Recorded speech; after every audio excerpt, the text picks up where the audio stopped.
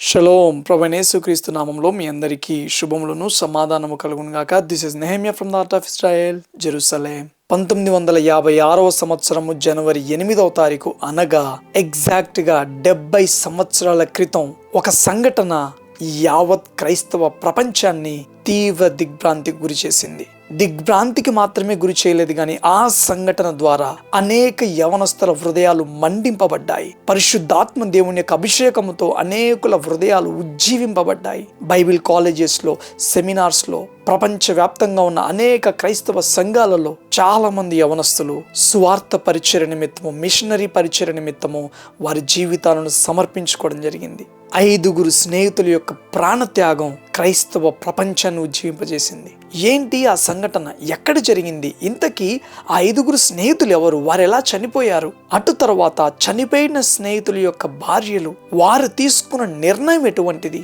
వీటన్నిటినీ మనం ఈ వీడియోలో చూడబోతూ ఉన్నాము. ఇది ప్రతి క్రైస్తవుడు తప్పక తెలుసుకోవాల్సిన యథార్థ సంఘటన. ఈ సంఘటనకు బీజం పడింది ఒక వ్యక్తి ద్వారా. అతని పేరే ఫిలిప్ జేమ్స్ ఎలియట్. ముద్దుగా అతనిని అందరూ జిమ్ ఎలియట్ అని పిలుస్తారు. అక్టోబర్ 8వ తారీఖు 1927 సంవత్సరమున అమెరికా దేశంలోని పోర్ట్లాండ్ అనే ఒక పట్టణంలో అతడు జన్మించడం జరిగింది. అతడి యొక్క తల్లిదండ్రులు Fred Elliot and Clara Elliot. కుమారుడు పుట్టడంతో కుమారుణ్ణి బాల్యము నుండే దేవునిలో పెంచారు ఈ యొక్క దైవిక తల్లిదండ్రులు. కుమారుడు ఎదుగుతూ ఉన్న కొలది కంటత వాక్యాలను నేర్పిస్తూ, వాక్యంలోని భక్తుల జీవితాలను నూరిపోస్తూ కుమారుణ్ణి ఎంతో దైవికంగా పెంచారు. ఇంకా కుమారుడు ఎదుగుతూ ఉండడంతో కుమారునికి మిషనరీ స్టోరీస్ చెప్తూ ఇతర దేశాలకు, ఇతర ప్రాంతాలకు వెళ్ళి దేవుని కొరకు, దేవుని రాజ్య విస్తీర్ణ నిమిత్తము త్యాగపూరితంగా దూర ప్రాంతాలకు వెళ్ళి ఆత్మలను రక్షించి దేవుడి చేత బలముగా వాడబడిన అనేక మిషనరీల యొక్క కథలను చెబుతూ కుమారుని పెంచడం జరిగింది. ఈ వాక్యాలను వింటూ పెరిగిన ఆ యొక్క బాలుడి హృదయము రోజు రోజుకు దైవిక ఆత్మ చేత మండింపబడుతూ ఉన్నది. దేవుడు అంటాడు కదా తన వాక్యంలో, నా వాక్కు అగ్ని వంటిది కాదా అనేసి. ఈ యొక్క దైవికమైన తల్లిదండ్రులు ఈ బాలుడికి దేవుని యొక్క వాక్యాన్ని బోధిస్తూ, దేవుని యొక్క వాక్యాన్ని నేర్పిస్తూ ఉన్నప్పుడు ఆ వాక్కు అగ్ని వలె ఆ బాలుడి హృదయంలో మండింపబడుతూనే ఉన్నది. దయచేసి గమనించండి, చిన్న పిల్లలే కదా అనేసి చిన్న పిల్లలకు వాక్యాన్ని బోధించడము చాలా మంది తల్లిదండ్రులు నిర్లక్ష్యపరుస్తూ ఉంటారు. ఎక్కువ శాతము, ఎక్కువ సమయము పాపపు లోకంలో సమయము గడిపే ఈ యొక్క బాలురు ఏదో ఒక్కరోజు సండే స్కూల్కి వెళ్ళినంత మాత్రాన వారు ఎదగరు. తల్లిదండ్రులైన వారు ఉదయకాలంలో కానీ, రాత్రి వేళలో కానీ పిల్లలు అలా కూర్చోబెట్టుకొని 2 మాటలు వారికి వాక్యాన్ని బోధిస్తూ ఉన్నట్లయితే, వారికి వాక్యంలోని భక్తుల జీవితాలను బోధిస్తూ ఉన్నట్లయితే తప్పకుండా వారి హృదయంలో లోతైన కార్యము జరుగుతుంది. చిన్న పిల్లలైనా కానీ ఈ వాక్యము బలమైన విత్తనము వలె వారి హృదయాలలో నాటబడుతుంది. వారు యవ్వనులైనను ఆ వాక్యములోని తొలగిపోకుండా, ఒకవేళ పడిపోయినను ఆ వాక్యమే వారిని తిరిగి నిలబెడుతుంది. చాలా ప్రమాదకరమైన లోకంలో ఉన్నాం కదా. ఎక్కడ చూసినా కానీ లోకము, లోకాశలు మన బిడ్డల్ని లాగే రోజుల్లో మనం ఉన్నాం. అటువంటప్పుడు బిడ్డలను ఎంత దైవికంగా పెంచాలి, ఎంతగా వారిని వాక్యంలో కట్టాలి? ఆ బాధ్యత తల్లిదండ్రులదే కదా. ఆ బాధ్యత తీసుకున్నారు ఈ యొక్క జిమ్ ఎలియట్ తల్లిదండ్రులు. 6వ ఏట యేసుక్రీస్తు ప్రభుల వారిని ఈ యొక్క జిమ్ ఎలియట్ తన యొక్క సొంత రక్షకునిగా అంగీకరించడం జరిగింది. బాల్యం నుండి కౌమార దశకు వచ్చాడు. ఆ టైంలో తల్లిదండ్రులు కుమారునికి బోధించే బోధలో ఇంకా పరిపక్వత పెరిగింది. అటు తర్వాత యవన దశ. వీరు బోధించే వాక్యము ద్వారా ఆ యవన హృదయంలో మంట, ఆ తృష్ణ ఇంకా పెరుగుతూ వచ్చింది. ఒకానొక సమయంలో యవనస్తుడైన ఈ యొక్క జిమ్ ఎలియట్ దేవుడు తన ఎడల కలిగి ఉన్న ఆ పిలుపును గ్రహించాడు. ఏదో ఒక రోజు తప్పకుండా నేను మిషనరీగా వెళ్ళాలి అన్న పిలుపును ఈ యవనస్తుడు గ్రహించాడు. తెలియని ప్రాంతాలకు వెళ్ళాలి అనంటే, తెలియని వ్యక్తుల మధ్య పరిచయం చేయాలి అనంటే మొట్టమొదటిగా వారి యొక్క భాషను అర్థం చేసుకోవడం చాలా చాలా ప్రాముఖ్యం. భాషను అర్థం చేసుకోగలిగినట్లయితే వారితో ఈజీగా కమ్యూనికేట్ చేయొచ్చు, తద్వారా స్వార్థను ప్రకటించవచ్చు అన్న భారముతో, ఆ ముందు చూపుతోటి ఆ యవన కాలంలోనే చక్కటి కాలేజీలో జాయిన్ అయ్యాడు. భాషా శాస్త్రాన్ని నేర్చుకోవడం ప్రారంభించాడు. ఒకటే ఆశ, ఒకటే దృక్పథము, ఒకటే గురి. నా హృదయంలో మంట ఆరిపోకూడదు, ఆత్మల సంపాదన కొరకైన ఆ తృష్ణ ఆరిపోకూడదు. స్నేహితులు అడిగేవారు, ఏంటి జిమ్ ఎలియట్, మేము కూడా క్రైస్తవులమే, ఎందుకంత ఆరాటం కలిగి ఉన్నావు అనంటే ఆయన ఇచ్చిన జవాబు ఏంటో తెలుసా? ఇదిగో క్రీస్తు నా కొరకు చేసిన త్యాగము. నిజంగా క్రీస్తుతో లోతైన సహవాసం కలిగి ఉన్నవారు నిజముగా క్రీస్తు చేసిన ఆ త్యాగమును అర్థం చేసుకున్నవారు సైలెంట్గా ఉండలేరు. వారి హృదయం మండింపబడుతూనే ఉంటుంది. ఆ మంటనే నామకార్థ క్రైస్తవుల నుండి అసలైన క్రైస్తవులను వేరుపరుస్తుంది. ఒకరోజు మిషనరీగా వెళ్ళి క్రీస్తు కొరకు కొంతమందినైనా పట్టుకోవాలి అన్న దృక్పథముతో ఆయన ముందుకు కదులుతూ ఉన్నాడు. అదే కాలేజ్లో ఒక చక్కటి దైవికమైన యవనస్తురాలని జిమ్ ఎలియట్ గారు కలుసుకోవడం జరిగింది. ఇద్దరు మాట్లాడుకున్నారు. ఆ సంభాషణలో ఇద్దరి హృదయాలలో ఉన్న దైవిక భారము ఇరువురికి అర్థమైంది. వారు మాట్లాడుకున్నప్పుడు లోతైన దైవిక సిద్ధాంతాలను మాట్లాడుకునేవారు, సువార్త పరిచయను గురించి మాట్లాడుకునేవారు. కొన్ని రోజులకి జిమ్ ఎలియట్కి అర్థమైంది ఏంటి అని అంటే, ఈ ఎలిజబెత్ అనే స్త్రీతోటి, ఆ యవనస్తురాలతోటి కేవలం స్నేహం మాత్రమే కాదు, స్నేహానికి మించిన భావన ఏదో ఉన్నది అని అర్థమైంది.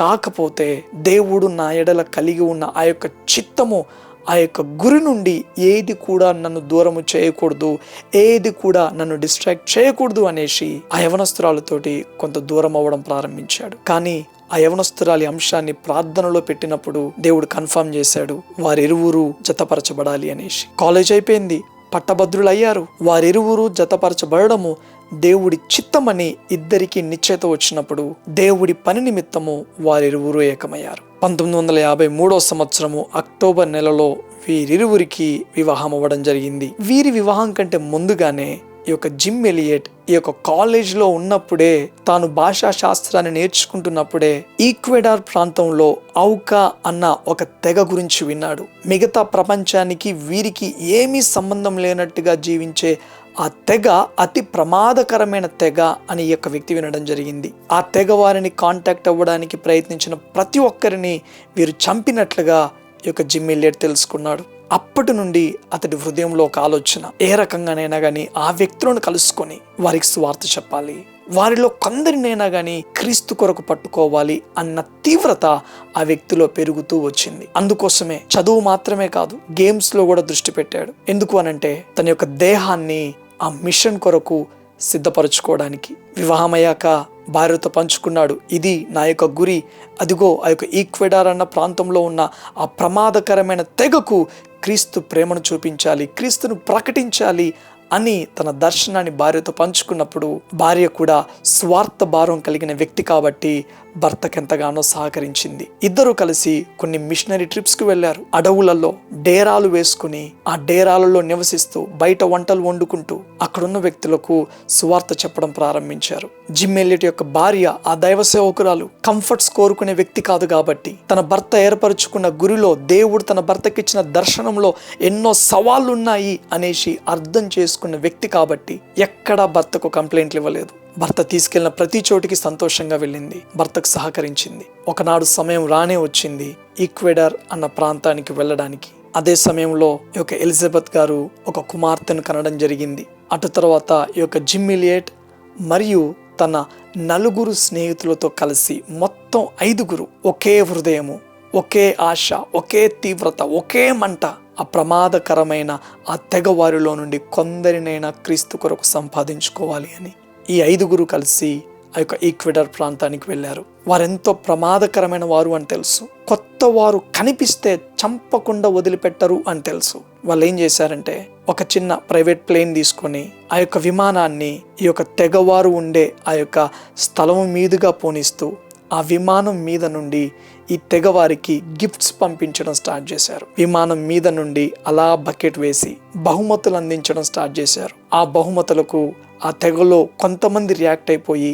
ఎంతో సంతోషించి వారు కూడా కొన్ని రిటర్న్ బహుమతులు, ఈ పక్షుల ఈకలు కావచ్చు, వారు అల్లుకున్న కిరీటాలు కావచ్చు, అటువంటివి మరలా ఈ విమానంలో ఉన్న వారికి ఆ బకెట్ ద్వారా పంపివ్వడం జరిగింది. ఆ సమయంలో వారు ఎదుర్కొన్న ఆ పాజిటివ్ రెస్పాన్స్ని బట్టి వీరెంతో సంతోషించారు. అలా కొన్ని రోజులు ఆ తెగవారితోటి ఉన్న పాజిటివ్ రెస్పాన్స్ తర్వాత ఈ 5 ఏమనుకున్నారంటే, చలో ఇక మనం డైరెక్ట్గా వెళ్దాము అని అనుకొని 1956 సంవత్సరము జనవరి 3వ తారీఖున ఈ ప్రమాదకరమైన తెగవారు నివసించే ఆ ప్రాంతానికి కొన్ని మైళ్ళ దూరంలో ఒక నది ఉండేది. ఆ నది తీరాన వీరు అలా క్యాంపు వేసుకుని అక్కడ నివసించడం ప్రారంభించారు. చాలా ఎక్సైటింగ్ గా ఉన్నారు, అన్ని విధాలుగా సిద్ధపడుతూ ఉన్నారు. ఎస్, దేవుడు ద్వారం తెరిచాడు, ఎప్పటి నుండో ప్రార్థన ద్వారా సిద్ధపడుతూ వచ్చాము, ఇక ఇదే సమయము అనేసి వారు ఎక్సైటింగ్ గా ఉన్న సమయంలో, అన్ని పరికరాలను సిద్ధపరుచుకుంటున్న సమయంలో ఆ తెగ నుండి కొంతమంది పెద్దలు వచ్చారు ఆయుధాలు పట్టుకొని. ఈ 5 స్నేహితులు వారిని నెమ్మదిపరచడానికి ప్రయత్నం చేశారు, కానీ వారి ప్రయత్నాలు ఏవి కూడా ఫలించలేదు. వారి దగ్గరికి వస్తూ ఉంటున్నారు. ఈ 5 స్నేహితులు ప్రార్థన చేస్తూ ఉన్నారు. ఆ పరిస్థితిని దేవుని చేతులకు అప్పచెప్పారు. దేవా, ఏది ఏమైనా కానీ వీరిని జ్ఞాపకం చేసుకో ప్రభువా, ఏది ఏమైనా కానీ ప్రభువా, ఈ తెగ వారిలో కొందరినైనా రక్షించడానికి కృప చూపించు దేవా అని ప్రార్థన చేస్తూ వచ్చారు. కానీ వారి ఎదురుగా ఉన్న ఆ తెగవారు ఈ 5 ఒక్కరిని కూడా విడిచిపెట్టలేదు. వీరిని పొడిచి చంపి ఆ నది తీరాన పడేశారు. వీరి రక్తము ఆ నది నీళ్లలో పారుతూ వెళ్ళింది. ఈ సంఘటన జనవరి 8వ తారీఖు 1956వ సంవత్సరంలో జరిగింది. అనగా నేటికి సరిగ్గా 70 సంవత్సరాలు. వీరు మరణించిన వార్త క్రైస్తవ ప్రపంచానికి తెలిసినప్పుడు క్రైస్తవ ప్రపంచం ఒక్కసారిగా షాక్కి గురైపోయింది. తీవ్ర దిగ్భ్రాంతికి లోనయ్యారు. కానీ పౌలు గారు సంఖ్యలతో ఉన్నప్పుడు అనేక మంది యవనస్తుల హృదయాలు సువార్త కొరకు మండింపబడ్డాయి అని దేవుని యొక్క వాక్యం తెలియజేసిన విధముగా వీరి మరణము, వీరి రక్తము అనేక బైబిల్ కాలేజెస్లో ఉజ్జీవాన్ని రగిలించింది. అనేక మంది ఆత్మల కొరకైన తృష్ణ చేత నింపబడ్డారు. ఈ యవనస్తులు తమ యవ్వన బలాన్ని క్రీస్తు కొరకు వినియోగించినట్టుగా అనేక మంది యవన బిడ్డలు ప్రభువా, నా బలము నీ కొరకు వాడబడాలయ్యా అనేసి వారి జీవితాలను దేవుని కొరకు సమర్పించుకోవడం జరిగింది. ఈ 5 యవనస్తులు మరణించి 3 సంవత్సరాలు గడవడానికంటే ముందుగానే వీరి యొక్క భార్యలు, జిమ్ ఎలియట్ గారి భార్య ఎలిజబెత్ ఎలియట్, అలాగే తన ఒక్కగానొక్క ఆ చిన్న కుమార్తెను పట్టుకొని మరణించిన 3 సహోదరుల ఆ 3 భార్యలతో కలిపి, అంతేకాదు మరణించిన మరొక సహోదరుని యొక్క సిస్టర్ ఎవరైతే ఉన్నారో, ఈ 5 స్త్రీలు కలిసి తమ భర్తలు, తమ అన్న ఏ నేల మీద అయితే ప్రాణం విడిచారో తిరిగి మనం ఆ నేల దగ్గరికి వెళ్దాము, ఆ ప్రాంతం దగ్గరికి వెళ్దాము, వారు ముగించిన పరిచర్ను మనం తిరిగి ప్రారంభిద్దాము అని దైవ ప్రేరేపణ చేత నింపబడిన వారై ప్రార్థన పూర్వకంగా స్త్రీలైనా గాని అదే ప్రమాదకరమైన నేల మీదకి అడుగు పెట్టడం జరిగింది. వారికి తోడుగా ఏ పురుషులు లేరు, స్త్రీలే. దానికి తోడు చిన్న పాప కూడా ఉంది. మామూలుగా భర్త ఆ రకంగా మిషన్ ట్రిప్లో చనిపోతే భార్యలు ఏం చేస్తారు? ఈనాడు మామూలుగా భర్తలు బయట సేవ చేస్తూ ఉంటేనే భర్త యొక్క దర్శనాన్ని, తీవ్రతను అర్థం చేసుకోకుండా పాస్టర్ అమ్మలుగా ఉంటున్న వారే అనేక మంది సేవకు తీవ్ర ఆటంకంగా మారుతూ ఉన్నారు. కానీ వీరు మాత్రము దేవుడు వారి భర్తలకు ఇచ్చిన ఆ యొక్క దర్శనాన్ని వీరలాగే పట్టుకుని ఆ ప్రమాదకరమైన వ్యక్తుల దగ్గరికి వెళ్ళారు. కానీ ఈసారి దేవుడు చేసిన గొప్ప అద్భుతం ఏంటో తెలుసా? ఏ వ్యక్తులైతే తమ భర్తలను చంపారో, ఏ వ్యక్తులైతే తమ అన్నను చంపారో, అదే వ్యక్తులు ఈ స్త్రీల చేతులతోటి బాప్తిస్మం తీసుకోవడం జరిగింది.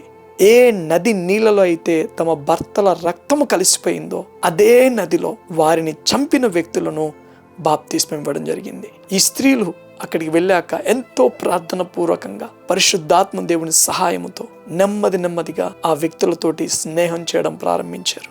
వారి భాషను అర్థం చేసుకోవడం ప్రారంభించారు. వారి భాషను నేర్చుకున్నారు. క్రీస్తును ప్రకటించారు. ఇదిగో సిలువను గూర్చిన వార్త రక్షింపబడుచున్న వారికి దేవుని శక్తి అయి ఉన్నది అని దేవునికి వాక్యం సెలవిచ్చిన విధముగా వీరు ప్రకటించిన సువార్త ద్వారా దేవుని శక్తి వారిని తాకింది. ఈరోజు ఆ తెగ మొత్తం రక్షింపబడింది. అటు తర్వాత అక్కడ ఒక చక్కటి క్యాంప్ ఏర్పాటు చేయడం జరిగింది. ఆ తెగ నుండి అనేక మంది దైవ సేవకులు బయలుదేరారు. ఒక్క వ్యక్తి యొక్క ఆశ, ఒక్క వ్యక్తి యొక్క తీవ్రత, ఒక్క వ్యక్తి యొక్క మంట తన స్నేహితులను వెలిగించింది. తన స్నేహితులను కూడా క్రీస్తు కొరకు మండించేలాగా ప్రోత్సహించింది. అందరూ కలిసి వెళ్ళారు, రక్తాన్ని చిందించారు. 2వ శతాబ్దానికి చెందిన చర్చ్ ఫాదర్ ఈ రకంగా అన్నాడు, the blood of the martyrs is the seed of the church అనేసి. హతసాక్షుల రక్తమే సంఘ స్థాపనకు విత్తనము అని. ఆ రోజు వారు చిందించిన రక్తము అక్కడ ఒక బలమైన సంఘానికి పునాదిగా మారింది. ఇక్కడ వారి త్యాగము మాత్రమే కాదు, కానీ వారు మరణించాక వారి భార్యలు తీసుకున్న ఒక అద్భుతమైన నిర్ణయం, ఎంతో సాహసోపేతమైన నిర్ణయం. దయచేసి గమనించండి. దేవుడు భార్యను సహకారిగా ఇచ్చాడు.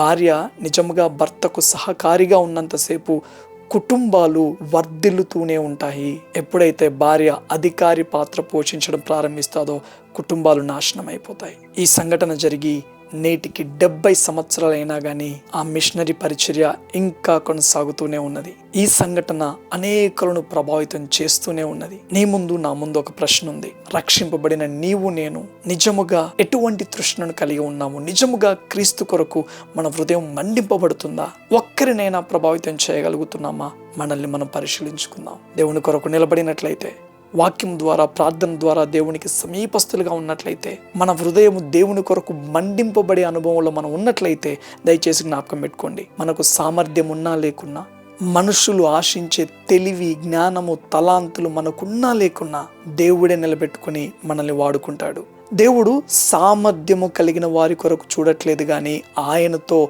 సహవాసము కలిగి ఉన్న వారి కొరకు చూస్తూ ఉన్నాడు. ఆయనతో సహవాసం కలిగి ఉంటే చాలు, దేవుడే సామర్థ్యాన్ని ఇచ్చి తన బలమైన పాత్రగా వాడుకుంటాడు. అటువంటి వారి కొరకు దేవుడు ఈ అంత్యకాలంలో ఎదురు చూస్తూ ఉన్నాడు. దేవుడిచ్చిన ఈ బ్రతుకు, ఈ జీవితము వ్యర్థం అవ్వకూడదు, లోకాశల చేత నాశనం అవ్వకూడదు. బ్రతికే కొంతకాలమైనా దేవుని కొరకు బ్రతికి కనుమూస్తే చాలు అన్న నిర్ణయం ఈ రోజు గనక నీవు తీసుకున్నట్లయితే ఒక బలమైన ఆశీర్వాదకరమైన పాత్రగా దేవుడు నేను వాడుకోవాలనుకుంటున్నాడు. ఆ రకంగా నిర్ణయం తీసుకున్న ప్రతి ఒక్కరిని దేవుడు దీవించి ఆశీర్వదించును గాక. ఆమేన్. చివరి వరకు ఈ వీడియో చూసిన ప్రతి ఒక్కరికి ప్రభు నామంలో వందనాలు తెలియజేస్తూ ఉంటున్నాను. ఈ వీడియో మీకు ఆశీర్వాదకరంగా ఉన్నట్లయితే తప్పకుండా మీ యొక్క తోటి వారికి కూడా షేర్ చేయండి. లైక్ చేయడం మర్చిపోమాకండి. ఈ యొక్క సాక్ష్యము మీకు ఎలా అనిపించిందో తప్పకుండా కామెంట్ రూపంలో తెలియజేయండి. Thank you all. God bless you.